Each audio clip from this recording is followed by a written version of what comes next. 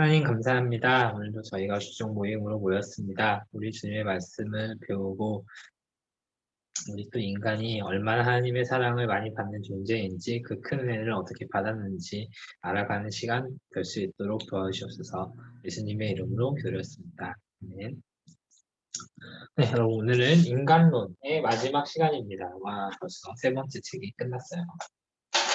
그래서 오늘은 우리가 지난주에 이제 그 언약에 대해서 여러 가지 배우면서 특히 이제 지난주에 했던 건 구속 언약에 대해서 배웠잖아요. 성경에 나오는 언약이 세 가지가 있습니다. 네?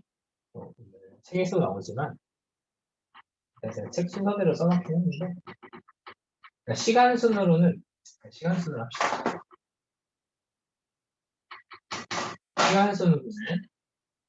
시간 순으로는 구속 언약 있고 그리고 행위 언약이 있고 오늘 하게 될 은혜 언약이라는 게 있습니다. 자, 이게 왜 시간순이냐면 지난주에도 우리가 배웠지만 구속 언약은 삼위 하나님과 팔에 써있죠. 삼위 하나님 간에 서로 상호 간에 우리가 인간을 어떻게 구원하자라고 이제 말씀하신 그 태초 영원 전에 맺어진 언약이에요. 그리고 행위 언약은 인간이 창조된 이후에 하나님과 인류의 대표였던 아담이 맺은 언약이죠. 그래서 어떤 행위를 하면은 하나님이 그 인간을 더 영원한 상태로 만들어주겠다라는 그런 언약이었어요. 만약에 거기에 순종하지 못하면 이제 타락할 것이다 라는 경고의 메시지로 같이 있었죠. 그런 행위 언약이 있었는데 인간이 이 행위 언약을 지키기 실패했단 말이에요. 그래서 이 구속 언약, 이 삼위 하나님과 어떻게 구원을 할 것인가에 대한 언약이 구체적으로 이제 실현되는 모습들이 언약입니다. 그래서 특별히 하나님과 여기서는 이렇게 합시다.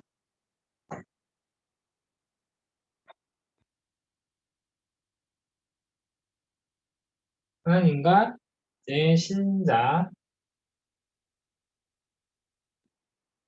이렇게 합시다. 신자가 이제 그리스도 안에 있어요.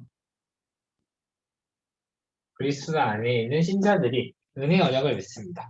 그런데 이제 우리가 지난주에 11과에서 여기는 11과였고 행위 언약이 아마 5과였을 거예요. 그리고 이게 오늘 이제 12과 오늘 거죠. 자, 이게 그러니까 행위 언약은 우리가 왜 이제 갑자기 5과에서 튀어나오냐면 우리가 인간론을 창조, 타락, 구속 순으로 보고 있었잖아요. 그렇죠? 근데 창조된 이후에 인간이 이제 이 행위 언약을 지키지 못해서 5과였나? 중반에 들었어요. 그 어떻게 타락했는지를 행위 언약을 통해서 설명을 했어요. 그래서 이 행위 언약을 지키지 못해서 인류가 이제 그 타락을 하게 됐죠. 그 타락된 이후에 그 타락한 인간을 어떻게 구원할 것인가에 대한 언약이 또 두 가지가 있었는데 하나는 영원 전에 맺어진 언약, 그리고 또 하나는 하나님이 신자들과 직접 맺으신 언약이 있었어요. 근데 우리가 지난주에 잠깐 배웠지만 이 행위 언약은 구약 시대의 중동 지방의 일반적인 언약에 대비한 형식에서 보면은 이건 종주권 언약. 종주권 언약. 종주권 언약. 잠깐만요. 뭐였지? 잠깐만요. 책 좀 가져올게요. 헷갈리네. 보시면 발제 파일 안 써놨네요. 종주권 언약이랑 한사원을 맞구나. 네, 이게 종주권 조약이 뭐냐면 이제 왕이 신하에게 무엇을 해주면 신하가 왕에게 무엇을 해야 한다라는 쌍방 의무가 있는 게 종주권 조약이었고 이 은혜 언약은 왕이 일반적인 하사의 형식을 빌었어요. 그래서 이 행위 언약은 하나님과 인류의 대표인 아담이 서로 무엇을 하자였는데 이 은혜 언약은 하나님이 일반적으로 신자에게 무엇을 해주겠다라는 언약이었어요. 이게 가장 결정적인 큰 차이고, 그래서 오늘 우리는 이제 타락 이후에 구속의 방법은 오로지 하나님의 은혜로만 구원받는다라는 게 이 뜻이에요. 자, 이 행위 언약이 이제 행위라는 단어가 붙어 있어서 우리가 이거 일반적으로 경계하는 그 행위 구원론, 인간의 행위로서 무엇을 덕을 쌓아서 구원을 받는다. 이제 이런 거를 우리가 받아들이지 않잖아요. 그렇지만 이 행위 언약 자체는 이제 그러니까 행위 구원은 우리가 조심해야 되고 조심 정도가 아니라 경계하고 배척해야 되지만 행위 언약이라는 것 자체는 과거에 있었다. 하지만 일과 실패했다. 이렇게 보시면 될 것 같습니다. 참고로 지난주에 했죠. 삼위 하나님과 구속 언약에 있어서 삼위 하나님과 구속 언약에 있어서 성부와 성자의 언약은 행위 언약이었어요. 그래서 성부와 성자 간에 상호 무엇을 하고 그러니까 성부는 성자에게 무엇을 주시고 성자는 성부에게 순종하겠다. 약간 이런 삼위 하나님 간의 행위 언약이 있었는데 인간 입장에서 보면은 이렇게 하나님이 일방적으로 신자에게 하사해 주시는 은혜에 대해서 배워보도록 하겠습니다. 서론이었고요. 잠깐만요. 참고로 지난주에 해보니까 마이크를 꽂으니까 소리가 더 이상해지더라고요. 그래서 그냥 다이소 출신 마이크 소리가 아니라 삼성 갤럭시에서 있는 첫 자체 마이크를 더 신뢰하도록 하겠습니다. 단소리였고, 자, 이 은혜 언약이 이제 지울게요. 은혜 언약이 이제 성경에서 총 6가지가 나와요. 6가지가 나옵니다. 그 6가지를 오늘 하나하나 살펴보도록 할게요. 첫 번째로는 아담 언약입니다. 아담 언약. 자, 아담 언약은 창세기 3장 15절에 나옵니다. 이게 이제 이게 어떤 구절이냐면 하나님이 뱀에게 이제 말씀하시죠. 너는 뱀을 저주하시면서 저주하신 이후에 뭐 이런 말씀하세요.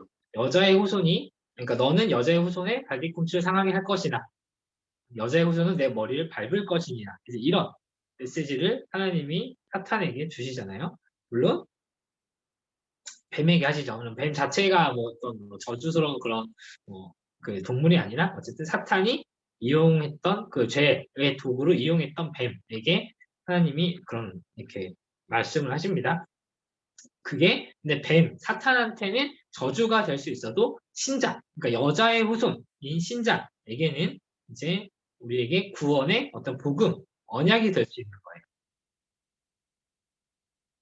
여자의 후손인 우리를 사탄이 일부 상하게 할 수 있지만 죽이지는 못해요. 하지만 여자의 후손은 사탄을 머리를 밟아서 완전히 죽일 수가 있죠. 사실 거기서 말하는 여자의 후손이 신자뿐만이 아니라 특히 이제 예수님을 예표하는 그런 이제 메시아적인 인물을 예표하는 내용이기도 한데요. 그래서 이제 우리가 이거를 종합해서 보면, 그래서 아담 언약을 이제 최초로, 그러니까 여자의 후손인 어떤 메시아적인 존재가 사탄을 이기는 그런 내용들을 하나님이 약속하신 거잖아요. 그래서 우리가 이거를 뭐 최초의 복음, 최초의 은혜 언약이라고 하는데 약간 좀 이렇게 좀 옛날이라기보다는 아무튼 예스러운 신학 용어로는 이거를 원시복음이라고 합니다. 최초의 복음 그렇게 해도 되는데 어디 가서 원시복음 이러면 좀 있어 보여요. 좀 있어 보이는 게 중요한 건 아니지만 자, 그래서 이 원시복음의 내용을 보면은 총 3가지가 있어요. 아담 원약의 내용인데 자, 일단은 여자의 후손이 뭐 어쩌고저쩌고 하잖아요. 그러면은 여자의 후손, 사탄의 머리를 밟을 그 여자의 후손을 하나님이 그런 메시아적인 인물을 약속해 주시는 게 첫 번째고요. 두 번째로는 그 여자의 후손은 사탄의 머리를 상하게 하게 됩니다. 그게 이제 두 번째이고, 그리고 세 번째로는 여자의 후손이라는 특정 어떤 그 족보, 어떤 뭐 그런 걸 말씀하셨잖아요. 제가 몇 번 말씀드린 적이 있는 것 같긴 한데, 그 고대 금동 지방에서 어떤 후손, 뭐 족보, 뭐 이런 거 하면은 그 어떤 그 정체성이 흘러내려오는 그런 흐름들을 말하는 게 그 족보거든요. 그래서 뭐 장자가 중요했던 거고. 자, 그런 의미에서 다시 돌아와서 보면은 여자의 후손이라고 하면은 어떤 그 메시아로부터 이제 어떤 혈통이 흐르는 메시아의 그 정체성이 흐르는 그러니까 하나님이 그 사탄을 밟는 그런 것들을 통해서 이제 그 여자의 후손이라는 범주 안에 들어올 수 있는 어떤 특정 집단을 지정하신 거잖아요. 그게 이제 세상과 교회를 구별하시는 그런 모습으로 볼 수 있습니다. 그런 게 이제 아담 언약이, 이 은혜 언약이 어떻게 성취되었는지를 통해서 우리가 또 한번 볼 수 있어요.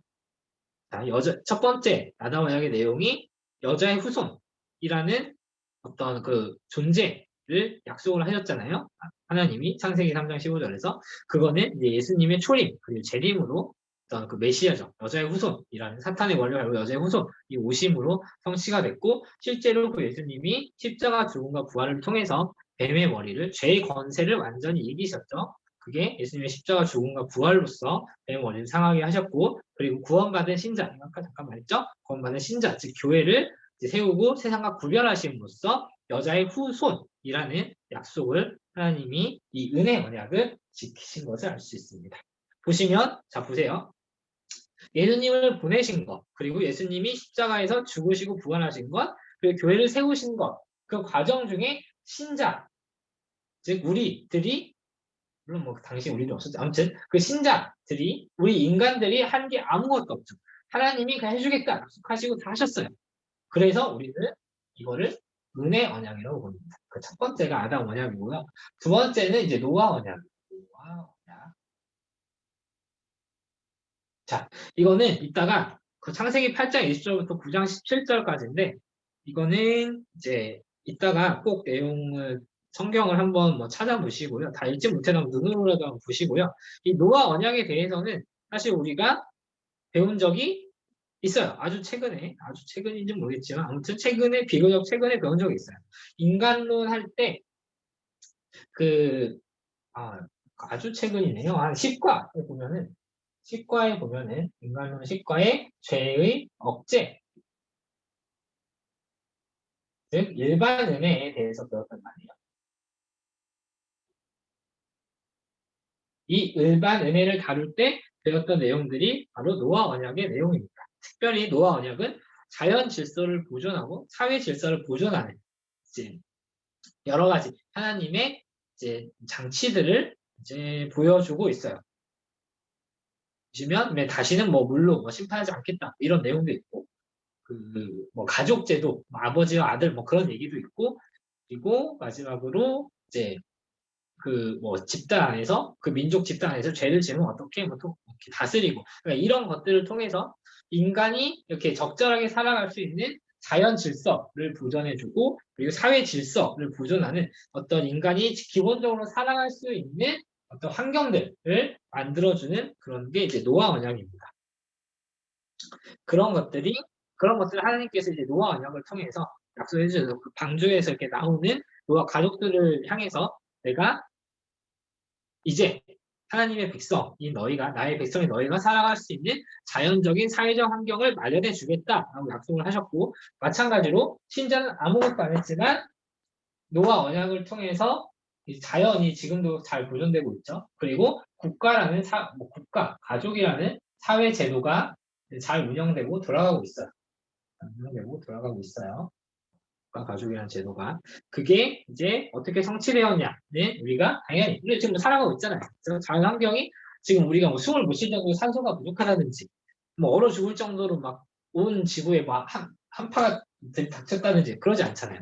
그리고 우리가 뭐 부모님과 뭐 가족들과 잘 지내고 있죠. 저처럼 혼자 사는 사람도 있지만 그건 그냥 지리적인 뭐 이렇게 분리일 뿐이지 가족 자체가 깨진 게 아니잖아요. 그리고 대한민국이라는 국가에서 우리가 한국말을 잘 쓰면서 종교활동을 잘 하고 있고 그래서 그런 것들을 봐도 하나님이 노아 언약을 통해서 은혜 언약을 성취해 주셨다는 걸 알 수 있습니다. 다만 우리가 지금 누리는 자연과 이 국가, 가족이란 사회 제도는 한시적이고 일시적이고 우리가 정말로 봐야 될 건 새 하늘과 새 땅으로서 이제 예수님이 재림하시고 이제 오실 우리가 맡게 될 새 하늘과 새 땅에서 이런 노아 언약의 완전히 성취됨을 우리가 이제 바라보고 기억해야 되겠습니다. 마찬가지로 이것도 은혜 언약의 일종이고요. 그리고 세 번째로는 아브라함 언약이 있습니다. 아브라함 언약은 뭐 여기저기서 나타나긴 하는데 주로 창세기 이제 12장 2절 3절에서 보시면 돼요. 그러니까 하나님이 아브라함을 처음으로 부르는 구절인데 이제 뭐 이런 내용이죠. 내가 너에게 복을 주고 또 너를 통해서 다른 사람에게 복을 주겠다. 뭐 이런 게 아브라함 언약의 내용입니다. 아까 1번에 나와 있죠. 내가 너를 복을 주겠다라고 하잖아요. 특별히 하나님이 아브라함에게 복을 주시면서 약속할 때 특별히 이제 후손에 대한 약속을 많이 하시죠. 내가 뭐 너로 뭐 이제 너의 후손을 뭐 하늘의 별같이 뭐 셀 수 없게 하고 바다의 모래알같이 셀 수 없게 하겠다라는 거잖아요. 즉 이거는 하나님이 구원하실 자신의 백성들을 어떤 국가 혹은 집단적인 그런 성취를 통해 이루겠다 뭐 이런 말씀이거든요. 그거를 통해서 우리는 전체 구속사를 좀 확인할 수가 있어요. 그러니까 하나님이 말하자면 후손을 약속해 주신 거거든요. 즉 하나님의 백성이에요. 하나님의 백성의 존재를 약속을 해주신 거예요. 즉 모든 사람이 이제 하나님의 백성이 되어야 구원을 받을 수 있잖아요. 그리고 또 우리가 이제 은혜의 언약의 맥락에서 생각을 해보면 자 하나님의 백성이 되는 거는 누가 하나님의 백성이 되고 싶어요 해서 되는 게 아니라 하나님이 그 마음속에 이제 소원을 주셔서 내가 하나님의 백성이 되겠다라는 걸로 하나님의 백성을 이루시죠. 그리고 특별히 이스라엘이 조금 더 거슬러 올라가면 아브라함이 특별히 하나님 앞에서 뭐 잘하는 게 없었어요. 사실 아브라함이 이제 아브라함 아버지가 누구였죠? 데라였나? 아무튼 그 아브라함 아버지가 그 이방 신들을 섬기는 그 제사장이었거든요. 그러니까 성경에는 이제 이방 신을 섬기는 제사장이라고 나오는데 요즘 말로 하면은 사이비 교주였어요. 아브라함 아빠가. 근데 사이비 교주의 아들을 하나님이 부르셨어요. 왜 불렀을까? 그거는 하나님만이 알죠. 그래서 은혜 언약이라고 불러요. 사이비 교주의 아들이었던 아브라함을 통해서 나의 구원받을 백성들을 이루겠다라는 게 이제 아브라함 언약의 핵심이고 그래서 이 언약을 통해서 우리는 전체 구속사가 어떻게 일어나는지 그러니까 구속사의 전체 여정에 있어서 여정이라기보다 아무튼 구속사 전반에 걸쳐서 신자의 어떤 행위가 아니라 오로지 하나님의 은혜로서만 구원을 받는 그런 구원의 모형들을 아주 잘 보여주는 게 아브라함 언약입니다. 그래서 그게 어떻게 성취되는지가 이제 두 가지예요. 첫 번째로는 이스라엘 국가. 일단은 하나님이 직접적으로 말씀하신 아브라함의 후손, 이스라엘을 통해서 1차적으로 모형적이고 임시적으로 성취가 되고요. 2단계로 이제 세계적인 교회를 통해서 원형적이고 영원하게 이 아브라함 언약이 성취되게 됩니다. 특별히 여기서 말하는 세계적인 교회는 이제 교회에 여러 가지 특성이 있어요. 뭐 단일성, 뭐 통일성, 뭐 보편성, 뭐 이런 거 있는데 사도성 이런 게 있는데 그런 것들을 갖춘 세계적인 교회라고 보시면 됩니다. 특별히 여기 교회 단일성 있는 거 나중에 봅시다. 아무튼 자 그게 이제 아브라함 언약이고요. 세 번째가 이제 모세 언약입니다. 모세 언약에 대해서 우리가 특별히 이거 할 때 배웠어요. 모세 언약이 이제 행위 언약과 은혜 언약의 두 가지 측면을 모두 가지고 있다. 그렇게 배우면서 우리가 이제 잠깐 이제 넘어갔어요. 그때 이 언약을 뭐가에서 한 게 언제였지? 창조 언약 할 때 한 거가 그다음에 맞네요. 그럼 5강가 6강가 그렇다. 이만 6번째. 자 다시 돌아가서 자 행위 언약이 성경에 두 가지가 나와요. 첫 번째로는 이때 인류 대표랑 하나님이 맺었던 특별히 여기서는 이제 아담 이면은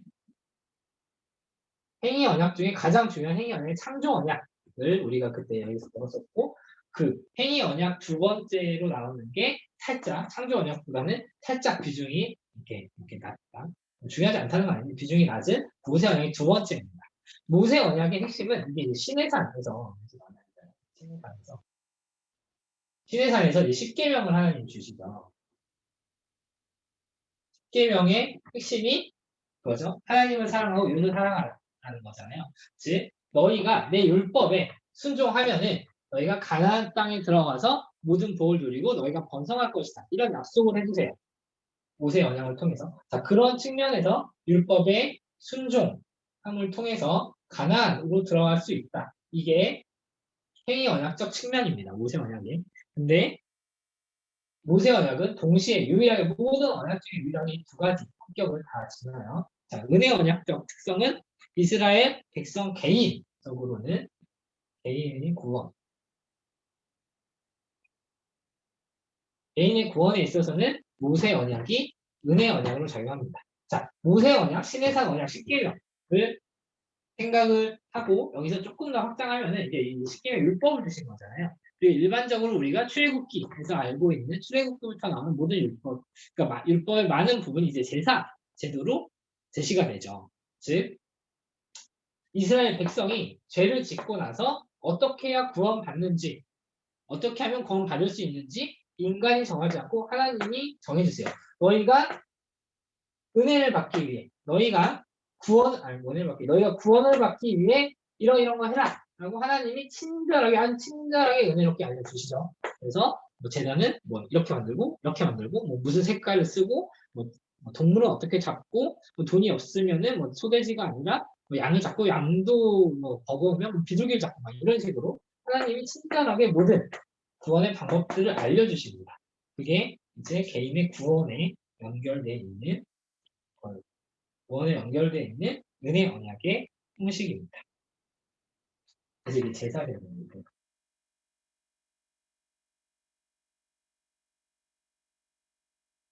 그래서 이게 이제 어떻게 성취되냐면 예수님이 오셔서 이 제사 제도를 완성시키셨어요. 이게 주요 좀 뒤에서 나오긴 하지만 어쨌든 그 이스라엘 백성의 제사가 이제 예수님의 십자가 죽음의 모형이었죠. 그래서 예수님께서 이 제사를 완성을 시킴으로써 모든 인류에게 이제 이 은혜, 개인의 구원, 모든 인류가 아닙니다. 모든 신자의 구원을 이제 한 번에 완전하게 이루셨다. 그래서 이 모세 언약이 하나님에 의해서 성취가 됐어요. 오늘 우리가 개인의 구원을 받는 과정에 있어서 신자는 아무것도 한 게 없죠. 다 하나님이 이렇게 해주겠다. 이 제사 제도를 통해서 내가 앞으로 이 제사 제도처럼 너희를 구원해 줄 거야 라고 보여주시고 실제로 하셨죠. 모든 걸 다 하나님이 일방적으로 하신 그런 모습들을 우리가 모세 언약의 은혜 언약적 측면을 통해서 볼 수 있습니다. 그리고 구약에 나오는 마지막 언약이 다윗 언약입니다. 다윗 언약은 이제 여러 가지 다윗 언약도 여러 가지가 나오는데 사무엘하 7장 12절에서 16절 이렇게 봅니다. 특별히 다윗 언약은 이게 이제 왕을 세우신 언약이거든요. 이스라엘 백성의 왕을 세우신 언약이에요. 물론 이제 이스라엘 백성의 최초의 왕은 사울 이렇게 볼 수도 있겠지만 어쨌든 사울을 신자로 보기는 사실상 어렵고 참 신자였던 왕 중에 최초가 이제 다윗 왕이었는데 그래서 하나님이 다윗을 보면서 나의 마음에 합한 사람, 정말 쏙 마음에 든다. 나는 정말로 몇 안 되는 하나님 마음에 들었던 몇의 인물 중에 하나거든요. 그 다윗에게 하나님이 왕으로서의 지위를 세우면서 언약을 맺어주셨어요. 그 언약이 뭐냐면 내가 너의 집안을 세우고 너의 집안을 통해서 이스라엘 백성이 구원을 받게 되고 그 다윗의 아들, 그러니까 다윗의 후손을 통해서 이제 이스라엘 백성의 구원을 받게 되고 또 이제 다윗의 아들을 통해서 성전을 건축합니다. 이런 약속들을 다윗에게 해주셨습니다. 특히 성전 건축은 하나님을 만날 수 있는 장소라는 매우 중요한 의미가 있거든요. 자, 지금 언제 말했죠? 언제 말한 것 같은데. 자, 그 하나님의 구약 시대에 있어서 하나님을 만날 수 있는 시간과 장소가 정해져 있다는 건 매우 이렇게 중요한 의미가 있었거든요. 하나님을 지금 우리는 물론 이제 뭐 잘 안 해서 문제지만 언제 어디서든 기도를 하고 말씀을 보면 하나님을 만날 수 있는데 구약 시대에는 특정한 안정한 장소에 가서 특정한 시간에서만 예수님을 만날 수 있었단 말입니다. 그런 것들을 근데 그런 중요한 장소를 다윗 왕의 아들을 통해서 내가 만들겠다라는 거는 즉 다윗을 통해서 이제 이스라엘 백성이 하나님을 만날 수 있게 된다라는 그런 이제 하나님의 대리자로서의 다윗을 보내주겠다라는 하나님의 언약으로 보시면 될 것 같고요. 그 다윗 언약이 실제로 예수님을 통해서 하나님 나라가 세워지고 특별히 재림 때 그 영원한 나라가 완성되면 다윗의 후손인 예수님이 오셔서 교회를 세우시면서 그 영원한 구원을 위한 이제 교회를 세우시면서 성전 건축까지 모두 다 이루신 모습들을 볼 수 있습니다. 마찬가지로 다윗 언약도 다윗이 무엇을 해서가 아니라 그 다윗의 후손들이 무엇을 해서가 아니라 하나님이 그냥 다윗아 내가 뭐뭐 해줄게 라고 하고 실제로 다윗의 후손이 우리가 그 성취를 누리게 됐죠. 그래서 은혜 언약입니다. 그리고 마지막으로 새 언약.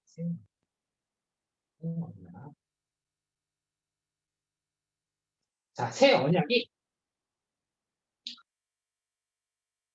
언약을 한자라면은 신약이거든요. 새 언약을 한자는 신약이에요. 마찬가지로 이런 것들을 이제 옛 언약이라고 새 언약을 대비하는 옛 언약으로 부르는데 옛 언약을 한자로 하면은 구약이에요.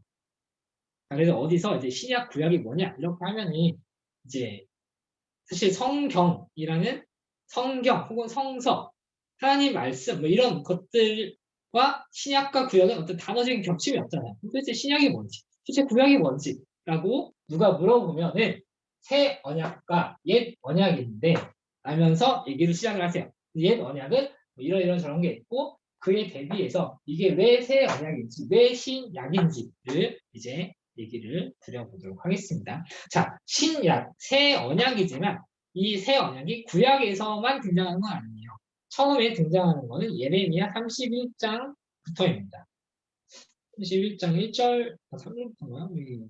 부터가 나네. 자, 예레미야 31장에 보시면 이제 특히 이 출애굽 이후에 시내산 언약과 대비되는 미래의 어느 날 맺을 새 언약에 대해서 예레미야가 말합니다. 그 새 언약의 내용은 마음판에 기록되고 하나님을 아는 지식이 완전해지며 완전한 제 용서를 받으며 그 언약은 깨질 수 없다라는 새 언약의 내용들이 예레미야에 나옵니다.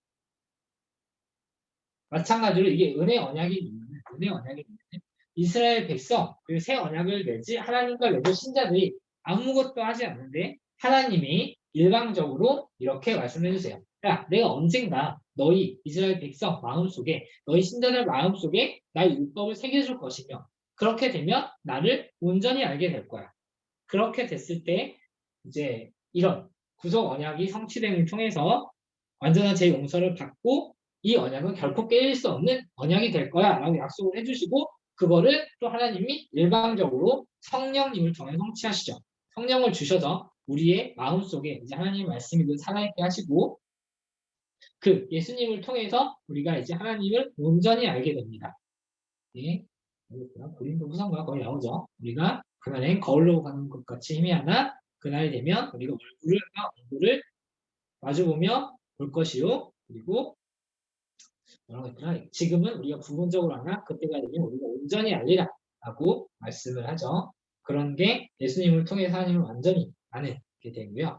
영원히 완전하게 단번에 죽으심으로써 또 영원한 구원을 주셨기 때문에 그 하나님의 언약의 성취가 결코 깨질 수 없는 새 언약이 됩니다.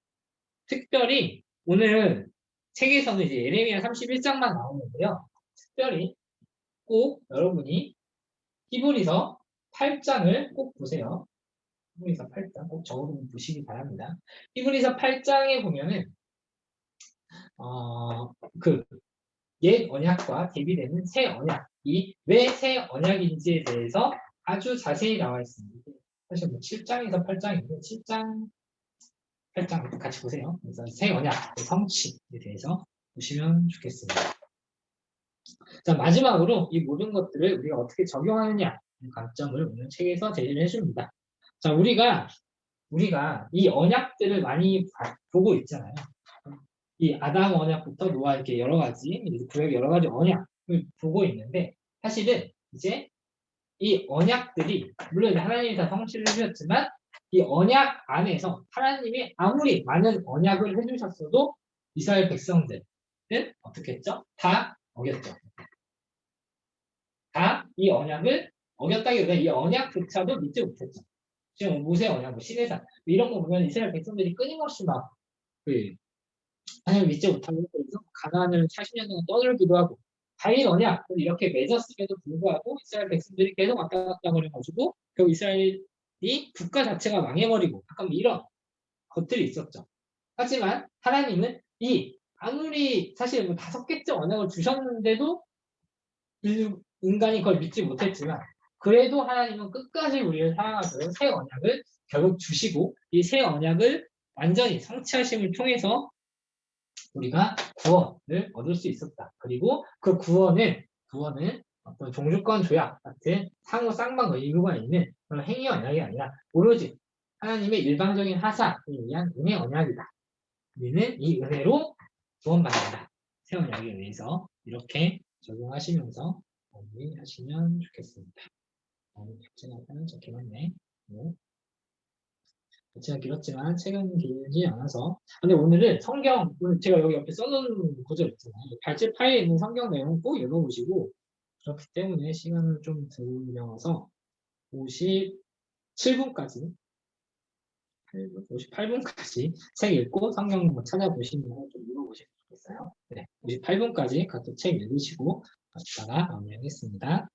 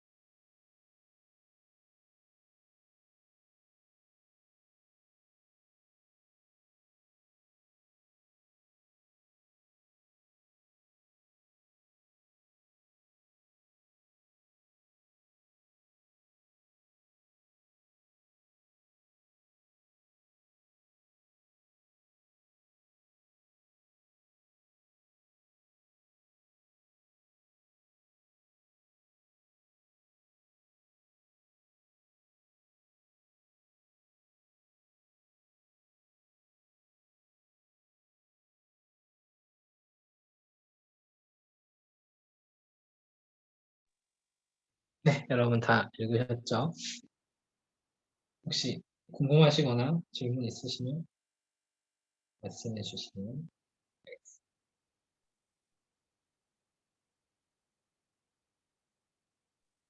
네, 저 궁금한 게 있습니다.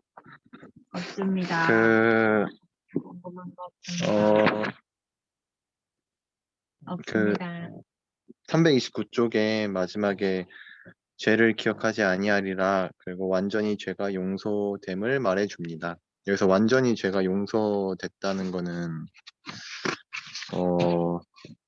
저희가 계속 이제 죄를 짓고 살아가는데, 죄에 대해서 계속적으로 영원히 그 용서를 해주시는 것을 말하는 건지, 331쪽에도 또 이제 나와 있어가지고 첫 번째 그림에 예수님을 믿는 사람들이 영원한 죄 용서를 받음으로 해서 여기도 영원한 죄 용서를 받는다고 하는 게 저희의 죄가 계속적으로 용서를 받을 수 있는 것을 말하고 있는지가 궁금하네요.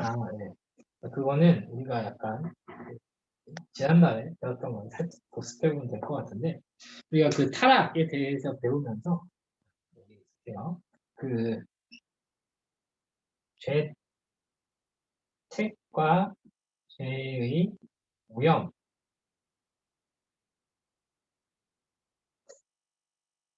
대해서 구별했던 거 혹시 기억나시나요?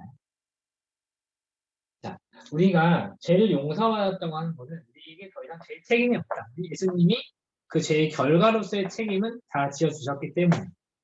하지만 그럼에도 불구하고 우리에게 여전히 죄의 오염이 일부 남아있기 때문에 우리는 그 죄의 오염에 의해서 이 세상에 저희 죄를 짓고 살아가지만, 물론 이제 그게 뭐 당연히 좋은 건 아니지만 어쨌든 죄의 오염이 아직 인간에게 남아있고, 다만 그렇지만 그 죄책 자체는 우리가 모두 용서받았다. 이렇게 보시면 될 것 같고요. 또 하나 뭐 지난주에 얘기했던 걸로 얘기를 말씀드리면, 우리가 과거 그리고 현재 미래의 구원에 대해서 지난주에 배웠었잖아요. 그걸로 잠깐 지금 저는 얘기하면서 특히 우리가 이제 과거의 구원을 통해서 우리에게 죄책이 이제 없어졌어요. 죄책은 이제 없어졌어요. 과거의 구원을 통해서. 그런데 이제 칭의, 완전히 의롭다함을 칭함받았잖아요.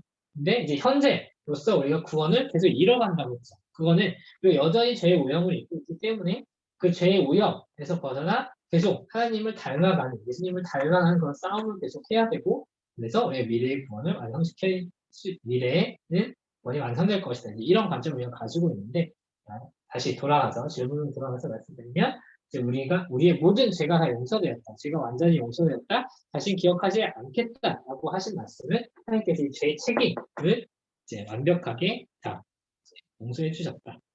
없게 해주셨다. 예수님의 의가 우리에게 전가되어 있어. 이렇게 이해하시면 좋습니다. 네, 되었습니다.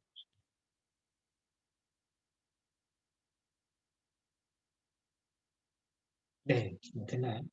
좀 더 궁금합니다.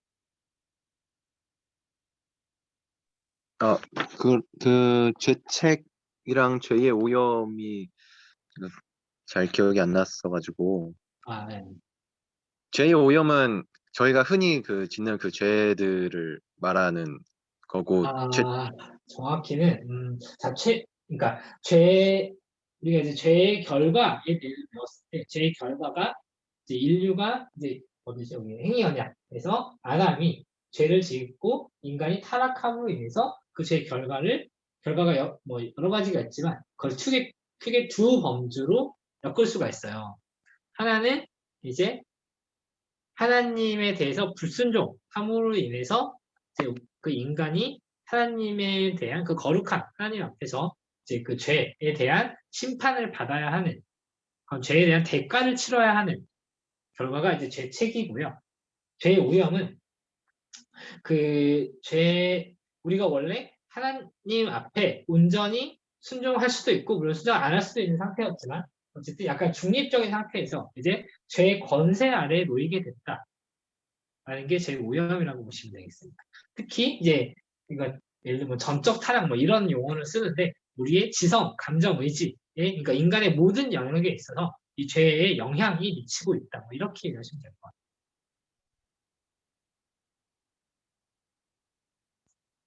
제가 제 오염은 죄 인간은 몇 가지인지 모르겠는데 그 죄의 결과에 대한 사관과 상관과 그럴 거거든요. 죄의 결과 파트 보시면은 죄책과 제 오염이 한 번 더 나오고. 그럼 결국 그 죄에 대해서 영원한 용서는 죄책에 대한 용서인 거네요. 네. 죄의 오염도 우리가 미래의 구원에 있어서는 이 죄의 오염도 없어질 거예요. 그걸 이제 우리 영화라고 부르는 구원론 가서 한 번 더 보시죠. 네. 네. 이렇게 해서 오늘로 벌써 세 번째 책 인간론이 다 끝났고요. 그 다음에는 이제 기독론이 시작이 돼요. 기독론은 몇 번 말씀드렸지만 그 그리스도, 크라이스트를 한자로 음치한 게 기독이거든요. 즉 기독론은 예수님에 대해서 배우는 내용이에요. 그래서 우리가 기독교 교회를 다니면서 예수님, 기독교 자체도 이제 그 예수님, 그리스도교를 의미하잖아요. 그거에 대해서 잘 알고 싶으신 분은 다음 주에도 여전히 뭐 지금 오시는 분들 다 오시는 분이지만 네, 잘 참여해 주시면 좋을 것 같고 책은 이제 우리가 모일 수 있어가지고 각자 집으로 안 보내드리고 교회에서 나눠드릴 거예요. 지금 뭐 교회에 책이 도착해 있을 텐데 주일에 한 권씩 가져가시면 되겠습니다. 네, 뭐 미리 읽고 싶으신 분들은 조금만 참으셨다가 일요일에 받아서 읽으시면 되겠습니다. 네, 그럼 다음 주에 또 기독론 시작될 때도 잘 참여해 주시고요. 오늘 제가 기도하고 마치도록 하겠습니다. 기도할게요. 하나님 감사합니다. 오늘 인간론을 마치면서 하나님께서 인간을 어떻게 만드셨고 또 그 인간이 어떻게 타락했으며 그런 인간을 하나님께서 언약을 통해서 어떻게 구원하시는지에 대해서 배웠습니다. 특히 오늘 인간론을 마무리하면서 하나님이 오로지 정말 오직 은혜로서 인간에게 어떠한 언약을 주셨고 그것을 어떻게 모든 것을 다 성취하셨는지를 알았습니다.